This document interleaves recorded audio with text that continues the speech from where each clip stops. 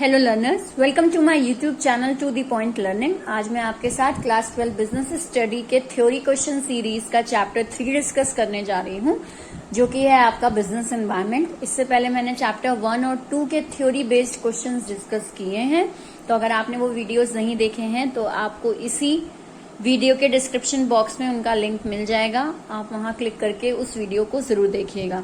और इसके अलावा मैंने केस स्टडी से रिलेटेड भी सीरीज स्टार्ट की है, जिसमें मैंने प्लानिंग चैप्टर तक केस स्टडी के क्वेश्चंस कैसे आते हैं और उन्हें कैसे आंसर करना है इससे रिलेटेड वीडियोस बनाए हैं, तो आप वो भी देखिएगा और वो आपको मेरी क्लास 12 बिजनेस स्टडी की प्लेलिस्ट में मिल जाएंगे। सो स्टार्ट करते हैं क्वेश्चन नंबर 1 से।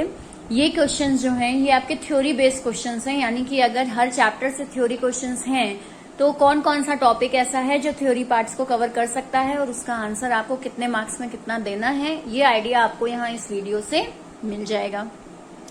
तो स्टार्ट करते हैं। चैप्टर 3 है हमारा बिजनेस एनवायरनमेंट, तो उसी से रिलेटेड क्वेश्चन है। The government is considering a pioneer proposal to launch a single debit cum credit card to increase the ease and usage for the consumer. जो गवर्नमेंट है वो एक इनिशिएटिव स्टार्ट करने जा रही है, जिसमें वो ध्यान देगी कि डेबिट कम क्रेडिट कार्ड वो लॉन्च करें, जिससे कंज्यूमर को और ज्यादा आसानी हो जाए इन कार्ड्स को यूज करने में। The card which will be called the national mobility card will have unique advantages for making payments in metro, buses, parking and making transactions। एक ऐसा कार्ड स्टार्ट करेंगे, नेशनल मोबिलिटी कार्ड, जो कि आपका metro, buses, parking इन सब जगह transactions में use हो सकता है। Mega bank decided to launch a mega mobility card on similar lines. और जो ये कंपनी है आपकी मेगा बैंक, ये इसको स्टार्ट करने जा रही है ऑन सिमिलर लाइन्स, यानी कि जैसा गवर्नमेंट चाहती है उसी की लाइन के बेस पर, so that they could be the first to exploit the opportunity arising due to the increasing trend of digitisation. ताकि ये कंपनी जो है ये पहली ऐसी कंपनी बन जाए जो इस तरह की अपॉर्चुनिटी को ग्रैब कर सकती है, ताकि जो इनका परफॉर्मेंस है वो डिजिटाइजेशन की ओर, यानी डिजिटल इंडिया की ओर और ज्यादा इम्प्रूव हो जाए। In order to improve their performance they laid down a plan to hire more people in their marketing department. अब इसके लिए इनको अपने परफॉर्मेंस को इम्प्रूव करने के लिए इनको कुछ बहुत ज्यादा अच्छे लोगों को अपॉइंट करने की जरूरत है इन देयर मार्केटिंग डिपार्टमेंट्स। कौन कौन सी फील्ड में? मार्केटिंग डिपार्टमेंट की फील्ड में। And proper guidelines to train their sales force to market the new card facility being launched by the bank. यानी ऐसे ही इनको प्रोफेशनल्स चाहिए हैं जो कि इनकी अच्छे से हेल्प कर सकें, ताकि जो क्रेडिट कार्ड फैसिलिटी ये नई दे उसकी सेल्स फोर्स को बढ़ाया जा सके। ट्रेन लोग चाहिए। By quoting the lines identify and explain any 2 points of importance of understanding business environment discussed above. तो आपको कोई भी 2 इम्पोर्टेंस बतानी है यहाँ पे जो आपको दिखाई दे रही हो, तो इसको आपको किस तरीके से आंसर करना है? आपको लाइन्स कोट करनी है, आइडेंटिफाई करना है और एक्सप्लेन भी करना है। तो ये सारे ही काम करने हैं। 4 मार्क्स के क्वेश्चंस में ये इस तरीके का क्वेश्चन आपका बनेगा। तो आप इसको इस तरह भी लिख सकते हैं, अदरवाइज आप इसको पैराग्राफ में भी लिख सकते हैं।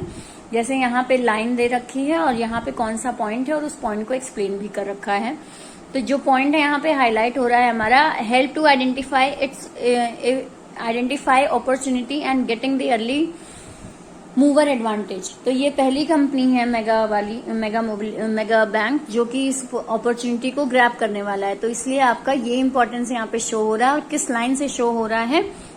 ये mega bank decided to launch a mega mobility card on similar lines so that they could be the first to exploit the opportunity. ठीक है, तो ये डिजिटाइजेशन तक जो है ये आपकी लाइन इस इम्पोर्टेंस को शो कर रही है। और यहीं साथ साथ आपको इस इम्पोर्टेंस का मीनिंग भी बता देना है। ठीक, कि पहले पॉजिटिव ट्रेंड को इम्प्रूव करने के लिए एंटरप्राइज जो है इस तरीके का काम कर रही है, और साथ ही साथ जो अर्ली सिग्नल्स हैं या जो पहली अपॉर्चुनिटी है उसको ग्रैब करने का मौका मिलेगा। तो आपको ये पॉइंट एक्सप्लेन भी करना है और साथ साथ इसकी लाइन भी बतानी है। इसके अलावा एक और इम्पोर्टेंस हमें यहाँ दिखाई दे रही है, जो कि है आपकी it helps in assisting planning and policy formulation. ठीक है, पॉलिसी फॉर्मुलेशन बनाने में इनको आसानी होगी। जो लाइन आपकी एक केस स्टडी में दे रखी है, they laid down a plan to hire more people. इनको और लोग चाहिए मार्केटिंग डिपार्टमेंट के लिए जो कि अच्छे से गाइडलाइन दे सकें और ट्रेन कर सकें सेल्स फोर्स को। तो ऐसे लोग इनको चाहिए। तो ये चीज यहाँ पे क्या हो रही है, प्लानिंग और पॉलिसी फॉर्मुलेशन हो रहा है उस प्रोजेक्ट पे, और साथ ही साथ यहाँ इस पॉइंट का पूरा एक्सप्लेनेशन। ठीक, तो ये चीज हमारी क्या हुई, ये इंपॉर्टेंस हुई, जिसमें 4 मार्क्स में आया तो 2 मार्क्स 1 पॉइंट का और 2 मार्क्स 1 पॉइंट का। इसके साथ साथ ध्यान रखिएगा हेडिंग के भी पॉइंट्स हैं इसमें, एक्सप्लेनेशन के भी पॉइंट हैं और प्लस लाइन कोटिंग के भी पॉइंट हैं। इनमें से कुछ भी अगर हम मिस करेंगे तो नंबर कटेंगे। नेक्स्ट आते हैं क्वेश्चन पे। कोनार्क लिमिटेड। ठीक, इस क्वेश्चन से स्टार्ट करते हैं। Konark limited is an electronic goods manufacturing enterprise situated in Shivpuri, Madhya Pradesh. एक कंपनी है जो मध्य प्रदेश में सिचुएटेड है। It is earning very low revenue in comparison to competing electronic goods manufacturing enterprise Nova limited एक है जो मुंबई में सिचुएटेड है, उससे काफी कम रेवेन्यू ही कमा रही है। Both Konark and Nova's operations are affected directly by the investors. दोनों को ही investors, customer, competitors directly affect करते हैं, which are unique their respective locations. अपने लोकेशंस के हिसाब से इन सारे फैक्टर्स का असर इन दोनों कंपनियों पर होता है, which are unique to their respective locations. In addition to this, individual firms of this field are affected indirectly by the factors like। इसके अलावा ये दोनों ही indirect factors से भी affect होते हैं, जैसे कि मनी सप्लाई, हमारी इकोनॉमी की कॉम्पोजिशन, हमारे फैमिलीज की, और टेक्नोलॉजिकल चेंजेस। तो हमें ये 2 पॉइंट्स देखकर ही आइडिया लग गया होगा कि यहाँ बात किस चीज की हो रही है। यहाँ पे बात हो रही है आपके जिस फीचर की बात हो रही है वो है आपका जनरल और स्पेसिफिक फोर्सेस की। लेकिन फिर भी क्वेश्चन देखते हैं। Identify and state the feature of the concept discuss in the paragraph. इस पैराग्राफ में कौन सा फीचर डिस्कस हो रहा है आपके और किस कॉन्सेप्ट का। देखिए, बिजनेस एनवायरनमेंट से रिलेटेड क्वेश्चन दे रहे हैं, इसलिए आपको आइडिया हो गया होगा कि बात बिजनेस एनवायरनमेंट की हो रही है। बट अगर पूरे पेपर की हम बात करें तो वहां इस तरीके का क्वेश्चन आएगा, तो आपको आइडिया होना चाहिए कि ये किस चैप्टर से पूछा जा रहा है, राइट। तो इसलिए ये जो कॉन्सेप्ट की यहाँ बात हो रही है, कॉन्सेप्ट क्या है आपका, बिजनेस एनवायरनमेंट है। The given case is concern with the concept of business environment. इस लाइन को लिखने के आपके हाफ मार्क्स आपको मिलेंगे। 6 मार्क्स का क्वेश्चन है ये। इसके अलावा the feature of business environment, जो फीचर यहाँ डिस्कस हो रहा है वो कौन सा है, स्पेसिफिक एंड जनरल फोर्सेस, जिसमें आपको क्या करना है, आप बताएंगे कि कहाँ से। Specific forces included, specific forces में कस्टमर, सप्लायर्स, कॉम्पिटिटर्स ये लोग आते हैं, और जनरल फोर्सेस में आपके legal, political, social, technological factors आते हैं। यानी थोड़ा सा उसको आप एक्सप्लेन भी करेंगे। अब यहाँ पे इन्होंने एक्सप्लेन करने के लिए नहीं कहा था, लेकिन आप करेंगे। क्यों?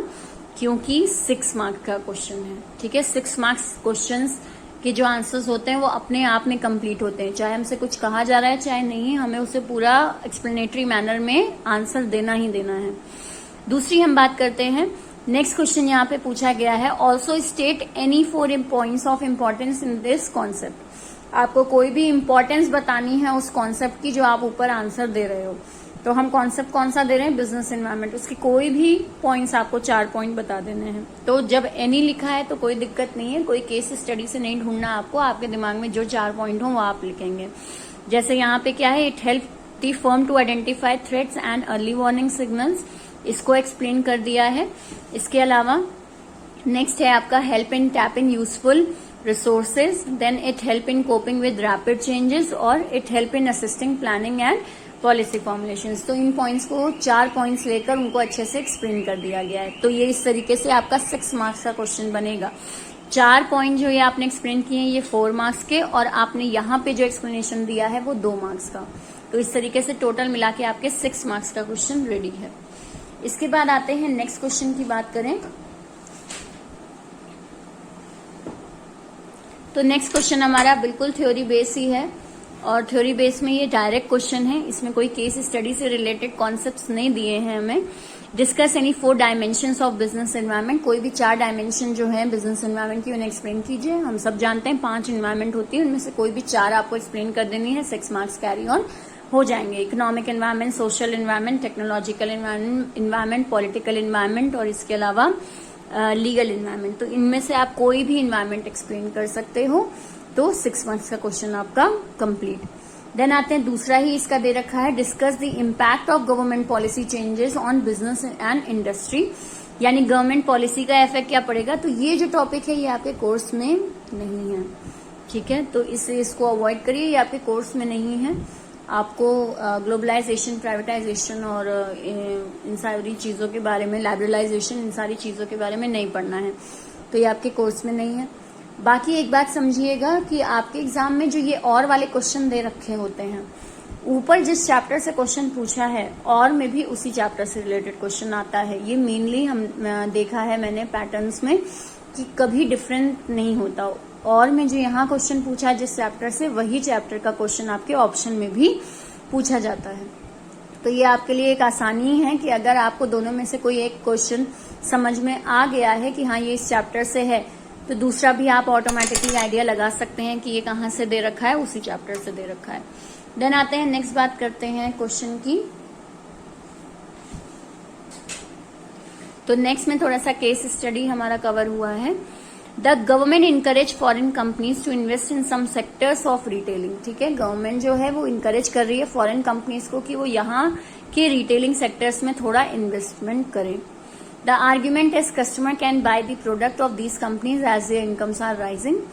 इसका रीजन यहाँ ये आर्ग्यूमेंट ये है कि कस्टमर्स जो हैं वो ज्यादा से ज्यादा प्रोडक्ट खरीदेंगे क्योंकि उनकी इनकम्स बढ़ रही हैं। और दूसरा यहाँ पे दे रखा है, it will increase innovation which will provide new ways of producing goods.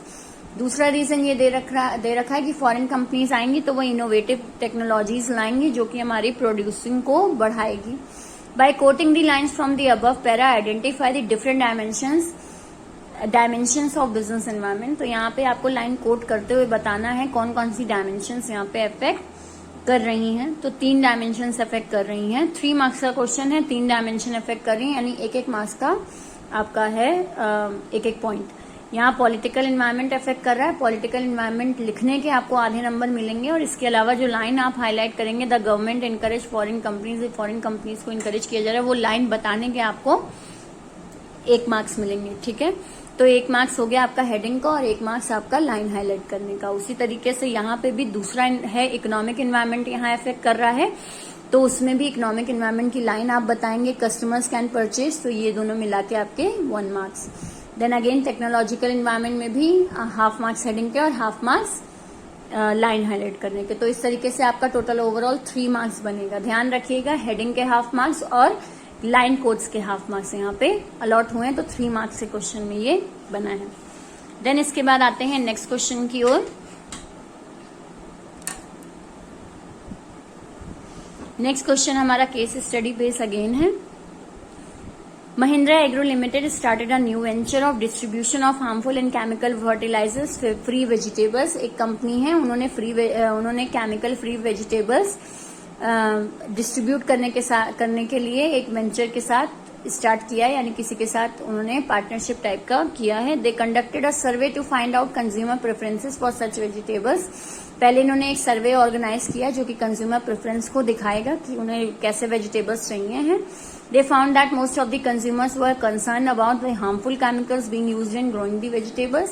उन्होंने ये फाइंड आउट किया कि ज्यादा से ज्यादा कस्टमर इस बारे में जानते हैं, कंसर्न है, उन्हें चिंता है इस बात की कि क्या हार्मफुल केमिकल से वेजिटेबल्स जो हैं वो उगाई जाती हैं। They found that 90% of the house hold were searching for its alternative. और उन्होंने ये भी आइडेंटिफाई किया कि 90% जो फैमिलीज हैं वो इस तरह की केमिकल फ्री वेजिटेबल्स की सर्च में है, यानी ऑल्टरनेटिव्स ढूंढ रही हैं कि हमें ये हार्मफुल केमिकल भरी हुई सब्जियां ना खानी पड़े। The company contacted a group of agriculture experts to lay down the procedure for growing the vegetables according to new innovative methods. अब इन्होंने क्या किया, इन्होंने एक एग्रीकल्चर एक्सपर्ट्स के ग्रुप को बुलाया और उनसे कंसल्ट किया कि वो किस तरह के इनोवेटिव मेथड को यूज कर सकते हैं ताकि केमिकल फ्री वेजिटेबल्स ग्रो हो सके। The experts also suggested soil management technique through which farmers would be able to create an abundant and lasting harvest. तो उन एक्सपर्ट्स ने उन्हें सजेशंस दिया कि सॉइल मैनेजमेंट भी एक ऑल्टरनेटिव है जो हम यूज कर सकते हैं, जो कि आपकी हार्वेस्टिंग को अच्छा भी करेगा, आपके पास पैदावार भी ज्यादा हो जाएगी, अबंडेंट हो जाएगी और हार्वेस्टिंग भी आप लंबे समय तक कर पाएंगे। तो आते हैं नेक्स्ट क्वेश्चन पे, पूछा क्या है इसमें। Identify and explain the 2 dimensions of business environment, highlighted the above para. आपको कोई 2 डायमेंशंस बतानी है जो इस पैराग्राफ में हाईलाइट हो रही है। तो पहला तो सोशल है, सोशल इसलिए है क्योंकि कस्टमर्स के बारे में बताया गया है, और दूसरा यहाँ पे टेक्नोलॉजिकल है क्योंकि नई टेक्निक्स के बारे में बात हुई है कि एक्सपर्ट्स को बुला के नई टेक्नोलॉजीज फाइंड आउट की हैं। तो ये 2 इन्वायरमेंट तो इफेक्ट हो रहे हैं, लेकिन यहाँ पे हम बात करेंगे कि इसको आपको लिखना कैसे है। तो थ्योरी 3 मार्क्स का क्वेश्चन है, तो हाफ मार्क्स आपके ये हेडिंग के होंगे। ठीक, इसके साथ ही साथ आपका बाकी यहाँ पे ध्यान दीजिए, आइडेंटिफाई एंड एक्सप्लेन लिखा है 2 डायमेंशन।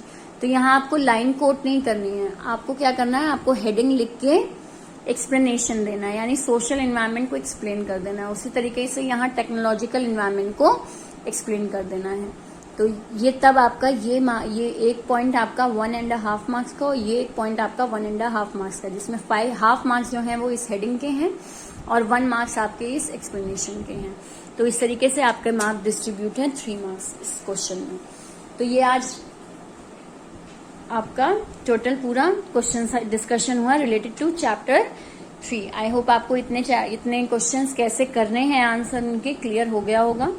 अगर कोई कंफ्यूजन है तो कमेंट सेक्शन में जरूर लिखिएगा, और अगर वीडियो यूजफुल लगा है तो लाइक का बटन जरूर क्लिक करें। चैनल से अभी जुड़े हैं तो सब्सक्राइब जरूर कर लीजिए और बेल आइकन पे क्लिक कर लीजिए ताकि नोटिफिकेशंस जो हैं वो आप तक पहुंचे मेरे वीडियो अपलोड करते ही। बाकी चैनल को लाइक, सब्सक्राइब, शेयर जरूर करिए। Thank you and have a nice day.